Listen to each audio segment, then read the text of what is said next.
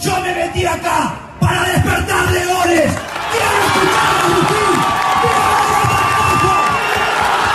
¡Viva la libertad, carajo!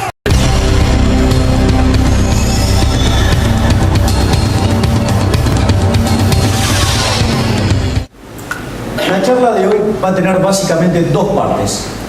Hay una primera parte que son las cuestiones básicas y tradicionales que uno vería en una charla de crecimiento. Y la segunda tiene que ver con la singularidad. La singularidad es algo que, en el caso particular mío, me rompió la cabeza cuando un día estaba escuchando a José Luis Cordeiro, profesor de dicha universidad, y dijo: nosotros vamos a presenciar la muerte de la muerte. Cómo los humanos nos vamos a convertir en inmortales. Cómo vamos a vivir más de 1000 años, jóvenes, como siempre, ¿sí? Y la muerte va a ser un opcional. Entonces, lo que voy a arrancar es, les voy a contar una historia para que alguien trate de racionalizar qué es esto de la singularidad. Supongamos que por alguna cuestión nos regalan un viaje en el tiempo y nos invitan a ir a ver el nacimiento de Jesucristo. Entonces ustedes llegan, están ahí en el pesebre y nace Jesucristo. El primer punto que les resultaría choqueante es que la gente se altera por la virginidad de la Virgen María. ¿Por qué? Porque ustedes vienen de un lugar donde hoy eso es posible.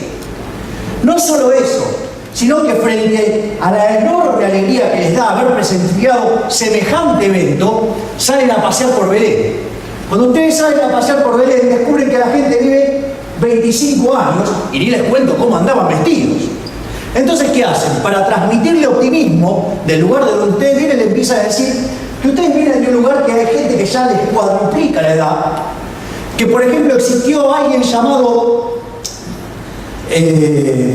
un economista de Chicago, ¿sí? Que ahora no me sale el nombre, Coase, ¿sí? Que escribió su último libro a los 102 años. Entonces ustedes siguen comentando y le dicen que de donde usted viene hay agua potable, hay electricidad, hay heladeras, hay teléfonos celulares, hay televisores, hay cine. Se imaginará la gente, estaba estremecida. Y en todo eso le dice, y hay caballos, digamos camellos. Sí, también, pero en realidad nosotros nos movilizamos en autos, en aviones, en barcos, en buses. Ustedes se imaginan el revuelo de la situación.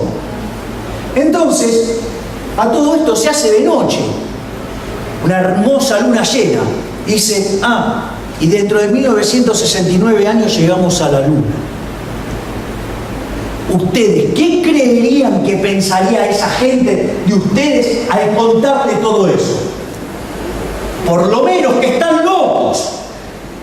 Es más, acorde a las costumbres de la época, si tuvieran previsión perfecta, dentro de 33 años los van a crucificar. Sí, digo, los van a tener ahí durante 33 años, nunca saben la voz. Entonces, todo este milagro que hicimos en 20 siglos implicó la multiplicación del PBI per cápita en 12,9 veces. Entonces, yo voy a explicar por qué podemos crecer al 4,2% durante este siglo. Si esto fuera cierto, el PBI per cápita se multiplicaría por poco más de 59 veces. Es decir, que en todo un siglo vamos a lograr 4,6 veces lo logrado en 20 siglos de la humanidad. Si ustedes creen que pueden racionalizar eso, bienvenidos a la singularidad. Entonces, vamos con digamos, ese gráfico que ustedes ven es mi interpretación de la singularidad. Es la representación gráfica de lo que yo considero la singularidad, que es la versión pesimista. Entonces, vamos con las cuestiones de crecimiento. Robert Lucas, que es Premio Nobel de Economía, que ha sido profesor del doctor López Murphy, brillante economista, tiene esta frase que es formidable. Dice: cuando uno empieza a pensar en estos problemas, las consecuencias sobre el bienestar humano son tan estremecedoras que no pueden dejar de pensar en ello. ¿Y saben qué? Es verdad, porque si vamos a lograr en un siglo 4,6 veces más que lo que logramos en 20, esto no es joda. Bien, cuando ustedes miran ese gráfico lo que está mostrando, ¿sí?, es el crecimiento del Producto Per Cápita a lo largo de estos 20 siglos. Y si ustedes se fijan, lo que se produce en ese gráfico es una aceleración formidable. Es decir, la primera reflexión que se tiene que llevar de acá es que los señores Ricardo, Malthus, Marx, Harrod, Doman, el Club de Roma, la basura de Piketty, ¿sí?, los impresentables de Larry Summers, Krugman y Gordon, que andan hablando de que esto se acaba, ¿sí?, están equivocados. La historia dice que no. Ahora, ustedes me pueden decir, ¿y en qué te basas? Miren eso. El señor Malthus decía que no iba a haber comida para nadie. En el año 1810, la población del planeta Tierra era 1.000 millones de habitantes. Hoy en el planeta Tierra viven más de 7.000 millones. Malthus, fuera. Entonces, y esto, fíjense, este gráfico es hermoso, no se puede ver bien, pero ustedes tienen cómo fue evolucionando la población del planeta Tierra a la luz de los distintos progresos tecnológicos. Es decir, todo esto ha sido posible, ¿sí?, porque en el mismo proceso que la población se multiplicó por 26, el PBI per cápita se multiplicó por 12,9. Es decir, que el PBI del mundo se multiplicó por 350 veces. Y si ustedes se fijan, todo se concentró ¿dónde? En los últimos 2 siglos. Entonces veamos qué dice la historia del crecimiento acerca de este proceso de aceleración. Recuérdenles que Malthus decía que no debían copular, porque no había... Claro. Entonces, veamos qué ha pasado con la tasa de crecimiento. La tasa de crecimiento se está acelerando. Es decir, no importa lo que diga Krugman, Stiglitz, Larry Summers, Gordon y todos los keynesianos nefastos, están equivocados. Miren por qué. En estos 20 siglos el crecimiento del PIB per cápita fue 0,13%. Pero eso incluye toda una aglomeración de datos que no permite ver la realidad. Si ustedes se fijan, del 0 al 1800 el PIB per cápita creció 0,02 y después de la revolución industrial creció 1,1%. ¿Les parece un número poco? Que es chiquito, les parece poco, pero implicó multiplicar la tasa de crecimiento por 55 veces, con lo cual vamos de a poco. Ahora, también es cierto que del 1800 al 2000 hay mucha información. Entonces, cuando uno toma el siglo XIX, la tasa de crecimiento fue 0,65%. Mientras que si tomo la del siglo XX, la tasa fue de 1,58%. Y si uno considera los errores en las cuentas nacionales, esa tasa es 2,58. Es decir, que le pueden sumar un punto más. Ahora bien, también es cierto que esa información está muy agregada y nos oculta información.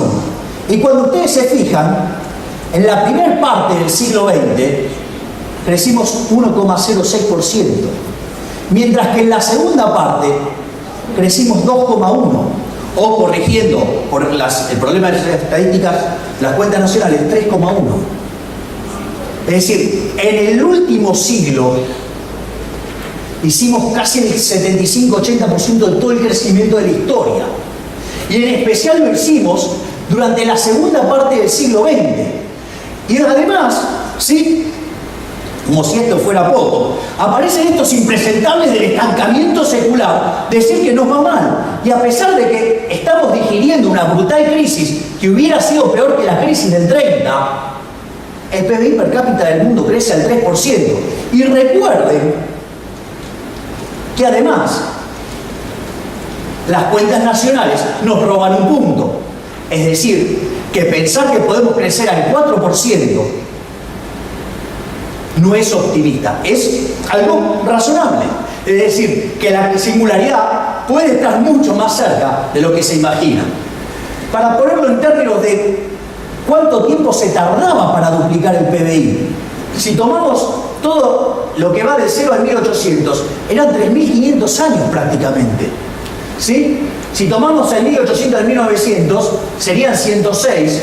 Si tomamos la primera parte del siglo XX, 65, la segunda, 33, y hoy estaríamos duplicando el PBI per cápita cada 23 años. Es decir, podemos multiplicarlo por 4 en un siglo o un poco más. Es decir, solo haciendo lo que estamos haciendo. Es más, lo otro que uno ve es que con el paso del tiempo, los distintos países que lograron duplicar su PBI per cápita lo hicieron cada vez en menos años. El primero en hacerlo fue Inglaterra, que tardó 58 años. Después Estados Unidos con 47, después Japón con 34, y si seguimos así llegamos hasta China, que lo ha hecho en 7 años. Es decir, que durante 7 años además creció al 7%, al 10%. ¿Sí? Tasas chinas, ahora vamos a ver que tasas chinas requieren inversiones chinas, o sea, 40% del PBI, no 20, o ajustado 16. Y esto también es fabuloso, porque esto es las tasas de crecimiento durante la segunda mitad del siglo XX de aquellos países que eran pobres y que crecieron, ¿sí?, a tasas arriba del 7% durante muchísimos años. Y cuando ustedes ven los números, digo, son impresionantes. O sea, en el caso de Botsuana, durante 45 años creció el 7%. También arrancó de muy abajo, pero va, ¿ok? Entonces, digamos, esto es importante. ¿Por qué? Porque esto no existe ninguna fórmula conocida más importante que hacer crecer el PBI per cápita para que la gente salga de la pobreza. Y otra cosa que es muy importante, y es el segundo punto del título de mi presentación, que es la convergencia. La convergencia quiere decir que aquellos países que son más pobres crecen más rápido y que con la incorporación de la tecnología, tarde o temprano, se van a convertir en el país líder. Es decir, van a alcanzar a los Estados Unidos. Lo que dice esa relación es que cuanto más chico es el país, crece más. Es decir, que esto es una forma de creer con certeza que aquellos países que tienen un PBI per cápita más chico van a crecer más rápido. Ojo, esto no es algo dado, hay que elaborarlo. Si ustedes se fijan, esta hipótesis de la convergencia, claro, si ustedes lo miran en un intervalo temporal corto, digo, propio de keynesianos, claro, van a decir, no, empeora la desigualdad, está todo peor, esto se derrumba. Miren, cuando ustedes miran eso, si ustedes se fijan, ¿qué es lo que están viendo? Que las líneas que venían de abajo, ¿qué pasa? Se van acercando a las de arriba. Es decir, la convergencia existe. Es más, una de las cosas que uno debería ver, que si la convergencia existe, la distribución del ingreso en el mundo, ¿cómo debería ser? Cada vez más igualitaria en el mundo. Eso es para, digo, los que se preocupan por la distribución del ingreso. Esta muestra la distribución del ingreso y cuanto más empinada, más desigual. Si ustedes se fijan, en los 60 era muy desigual, en los 80 se hizo más igualitaria, y en el 2000 se hizo muchísimo más igualitaria. Y si lo quieren medir con el coeficiente de Gini, lo que ven es que hay una continua caída del coeficiente de Gini. ¿Eso qué quiere decir? Que no solo el mundo se está haciendo más igualitario, sino que además se está haciendo igualitario porque existe la convergencia. Y si la convergencia existe, la singularidad es posible. Entonces, ¿cuáles son los factores que afectan al crecimiento? Miren, uno muy importante, ¿cuál es? La educación. La educación es importante, es la puerta del futuro. Es decir, las dos cosas más importantes que tiene un país para crecer, le diría que son la educación y las instituciones. Este gráfico muestra que la educación es clave. Piensen cómo nos va a nosotros, todo el tiempo cayendo en las pruebas de PISA. Estamos hipotecando el futuro. La sociedad del futuro se basa en el conocimiento. Y si nosotros no nos subimos en esa sociedad, seremos los monos del futuro, cosa que voy a explicar sobre el final. Acá ustedes lo que encuentran es cómo aumenta la remuneración cuando usted va subiendo años de estudio. ¿Qué es lo más interesante? Que cuando usted está más educado, no solo tiene un ingreso más alto, es decir, que va a tener una renta más alta, sino que además sufre menos las consecuencias de las pérdidas de empleo. Es decir, en términos de relación renta-riesgo, es un jolgorio. Gary Becker, total, digamos. Es decir, no solo mejor retorno, sino menor riesgo. Es decir, una fiesta. Es decir, la clave está acá, en estudiar, en perfeccionarse. Entonces, ahora vamos a la otra parte, que son las instituciones. Instituciones, como ustedes podrán ver, a mejores instituciones el crecimiento es mayor. Otra cosa que es muy interesante es el tema de la democracia. Fíjense que la democracia, ojo, porque no sea cosa que caigan en un extremo populista, sí, que sea la dictadura de las mayorías, ¿no? Dios, ustedes harán sus propias analogías. Esto es importantísimo. A los países que defienden los valores de la libertad, ¿sí? Valores con los que Aldo, Ricardo y yo estamos fuertemente identificados, ¿sí? Los países que promueven la libertad les va mejor. Y eso es lo que... Entonces, salteo algunas porque, digamos, se vuelven muy reiterativas. Entonces, miren dónde estamos en libertad económica. Entre los peores países del mundo. Es decir, empiecen a sacar las cuentas, porque durante estos últimos 11 años retrocedimos en todos los indicadores. Inversión y crecimiento. Es decir, cuando uno invierte más, se crece más. Pero la inversión no sale de la galera. La inversión hay que financiarla, y se financia con ahorro. Es decir, esa estúpida idea del multiplicador keynesiano sumado al acelerador no tiene sentido. Digamos, por más que una primera mandataria se haga decir, no, nosotros cambiamos acá generamos consumo, eso genera producto y eso genera inversión y así se retroalimenta. Está mal. Es una falacia. Viola la restricción de presupuesto, tiene un problema de composición y además no lo acompaña la evidencia empírica. Solamente van a crecer si invierten más. Si van a invertir más, sí, solo sí, ahorran más. Salvo que ahorren, que tomen ahorro externo. Pregunta, si defolteo, si le vivo complicando la vida a mis socios comerciales, ¿qué posibilidad hay de usar el ahorro externo? ¿Quién le va a querer prestar a un país así? Otra cosa fenomenal, derechos de propiedad. Aquellos países que respetan los derechos de propiedad, hablando mal y pronto, que cumplen con las reglas de juego, les va mejor. Es más, una de las cosas que suele suceder, una forma de expropiación, es la regulación. Por ejemplo, ustedes entraron con un marco regulatorio en los 90. Sucede que después lo destrozaron. Y lo destrozaron para mal, para hacer las cosas peor, para intervenir más, para regular más. Hoy las empresas están a pérdida y le quieren poner ley de abastecimiento, ley de terrorismo económico, porque si no, que produzcan a pérdida. Eso, más regulaciones, genera a mayor pobreza. Entonces, miren cómo estamos. Sí, es importante que tomemos conciencia del destrozo que hemos sido víctimas en materia de consumir el capital, tanto físico, humano, institucional y social. Una de las cosas que ayuda al crecimiento son los términos de intercambio. Argentina ha tenido las mejores condiciones internacionales de la historia, los mejores términos de intercambio y las tasas de interés más bajas que se han visto en los últimos 70 o 80 años. Deberíamos tener un PBI per cápita arriba de $30.000. Tenemos 14.000 y cayendo y al borde de una crisis. Así que si se llega a desatar una crisis acorde a los lineamientos que dio Aldo, les puedo asegurar que nos va a ir mal. Por otro lado, la apertura genera más crecimiento.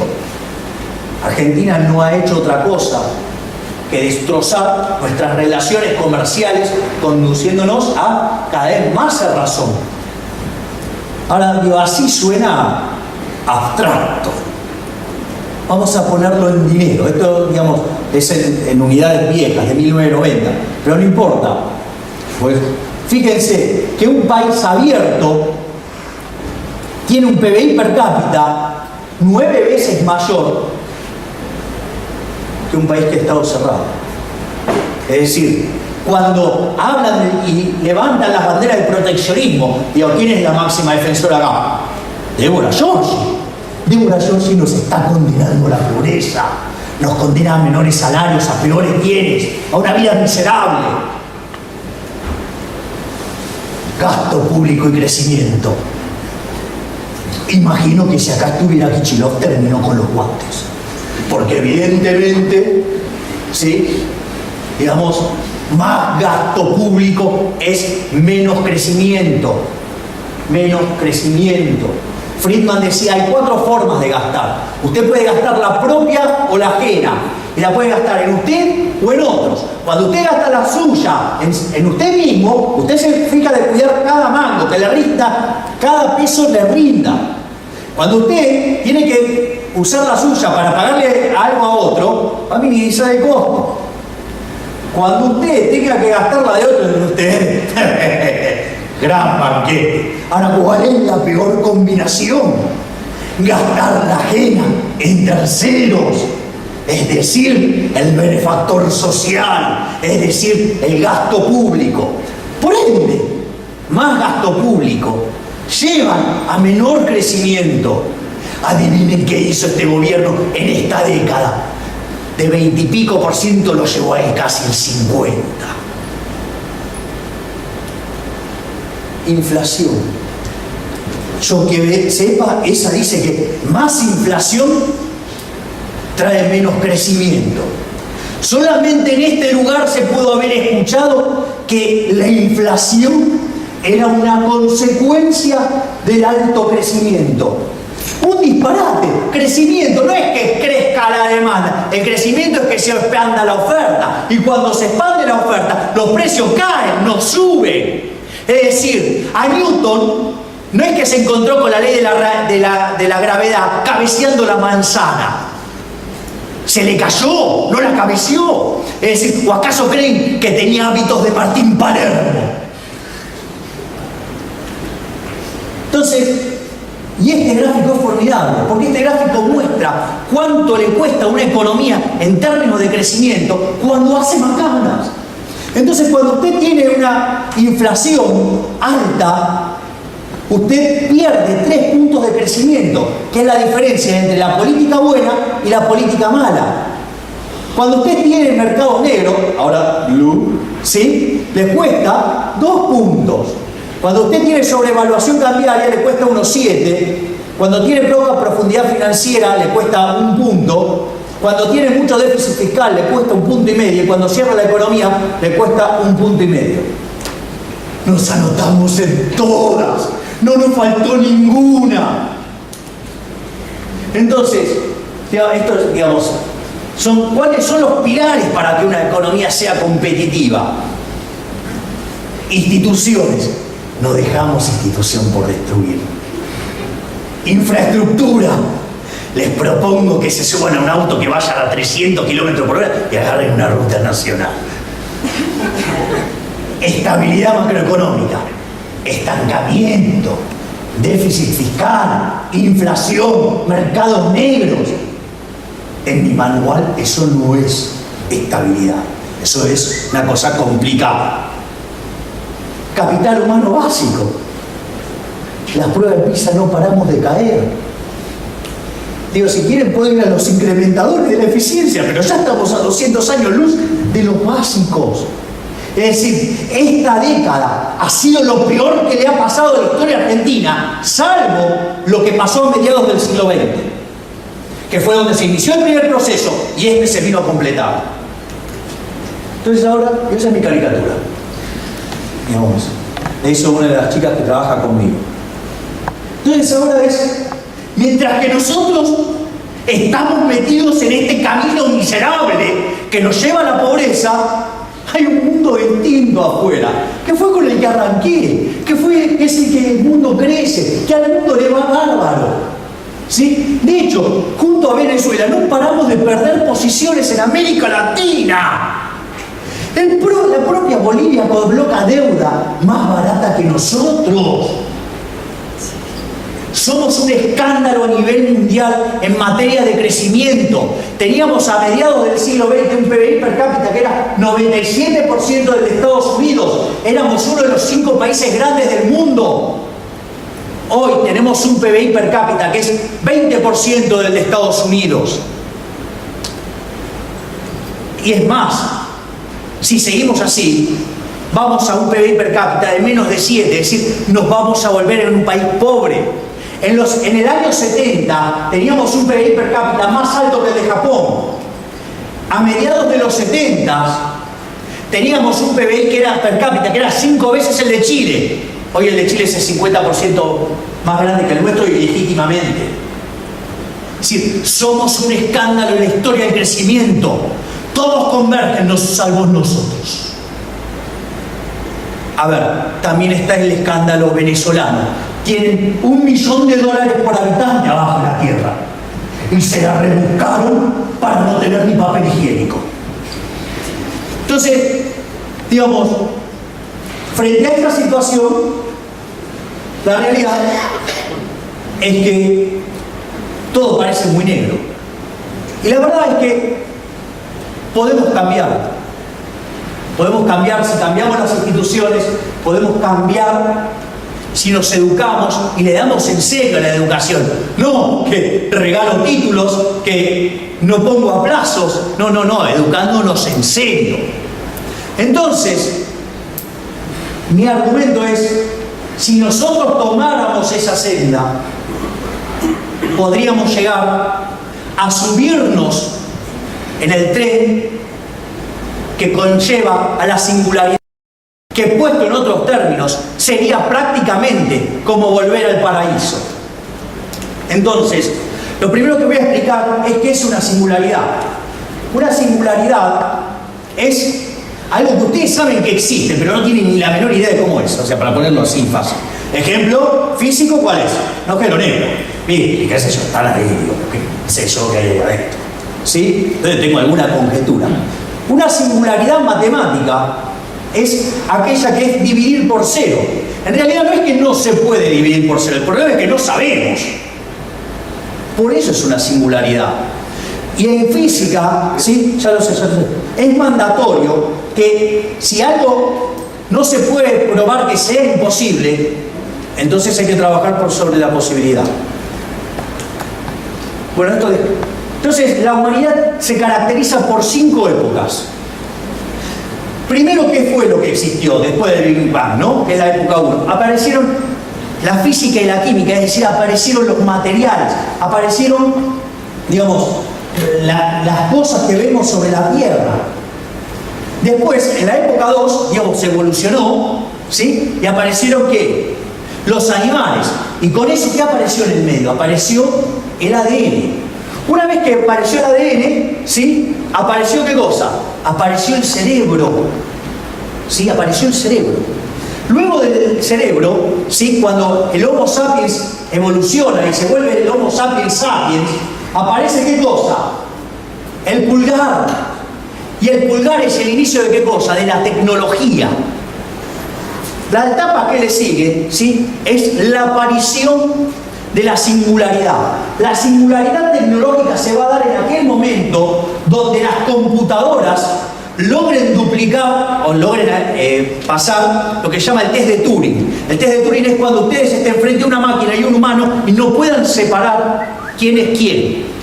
Es decir, en ese momento las computadoras habrán igualado la inteligencia de los humanos. Y a partir de ahí ya no podemos saber mucho qué va a pasar. ¿Por qué? Porque fíjense que entre el genoma humano y el de un mono, la diferencia es 1%. Y con ese 1% hicimos todo esto. Si las computadoras duplican su capacidad año a año, hay un día en el cual nos igualaron. Y al otro año somos menos que un mono para nosotros. La otra será la conquista del universo. Entonces, y esto es muy interesante porque uno tendría que decir, ¿y es posible que este ritmo de aceleración continúe? Sí. Ustedes ahí tienen marcado, ¿sí?, lo que serían los 18 hitos más importantes de la historia, digamos, de la tecnología, que básicamente se llama Ley de los Rendimientos Acelerados. Y dice que cada generación que tiene un progreso tecnológico lo utiliza y va hacia el otro salto, pero muchísimo más rápido. Entonces, en el primer salto nos costó 10 a la 10 años, que son una torta de millones. ¿Sí? Y si ustedes se fijan, esto va cayendo. Y va cayendo de 10 a la 10, 10 a la 9, así sucesivamente. Hoy superamos cada una de las etapas en 10 años. La contracara de esto, esta es la versión lineal, y estos son 15 científicos que validaron esta hipótesis, es la ley de Moore. La ley de Moore lo que dice es que cada año la capacidad de los procesadores se va duplicando. Es decir, esto es lo que se llama una función, digamos, si ustedes lo ponen en formato lineal, inverso, es este formato, y eso, digamos, es muy difícil de internalizar. Entonces uno lo que hace es, lo pone en logaritmos para linealizarlo y poder racionalizarlo mejor. Si ustedes se fijan, este gráfico está linealizado. Y si está linealizado y está creciendo, quiere decir que la tasa de variación se está acelerando. Es decir, es la contracara de ver todo ese proceso de crecimiento en continua aceleración. De vuelta, los del estancamiento secular, no way. Esto es lo que costaría, y esto es muy interesante. Esta es la evolución de la capacidad de las computadoras. Hoy están a la altura entre un lagarto y una araña. Y si siguiera la tendencia que teníamos en los 60, en el 2030 las computadoras alcanzarían la inteligencia humana. Si siguiera la tendencia actual, en el año 2020, 2030 más que nada, que es el año temprano de la singularidad, alcanzaría el cerebro de un humano. Y en el 2050 o 2060, el de toda la humanidad. Entonces, si con un punto porcentual por encima de los monos hicimos todo esto, con una inteligencia que el día que nos pase al otro año por lo menos nos va a duplicar. La conclusión, licenciado, por favor. Estamos camino al paraíso. Esa es la conclusión.